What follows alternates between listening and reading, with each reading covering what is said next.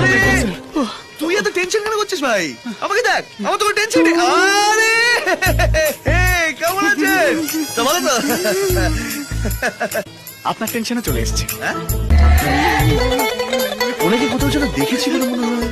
ওই এখানে এলো কি করে? পাশে ভাবি আছে স্যার। তুমি এখানে আমি এখানে। বরের জামা কাপড় পরে ঘুরে বেড়াচ্ছ কেন? তোমারও মনে হচ্ছে না আমার বিয়ে? আমারও সেম মনে হচ্ছে। আসলে আমার একটা বন্ধুর বিয়ে, ও যা কেনে সব দুটো করে, একটা ওর একটা আমার। শার্ট একটা ওর একটা আমার। তোমার আর জয়ের শিলিগুড়ি যাওয়ার কথা ছিল না? কেন? স্যার স্যার জানে।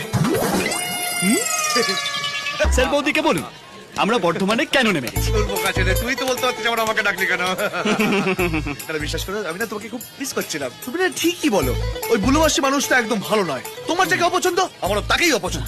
এই বরকে নিয়ে এসো, বরকে নিয়ে এই এসো। তো ডাকছে, যা, যা, যা, যা, যা, যা, যা। আরে ওকে ডাকবে কেন? বরকে ডাকছে।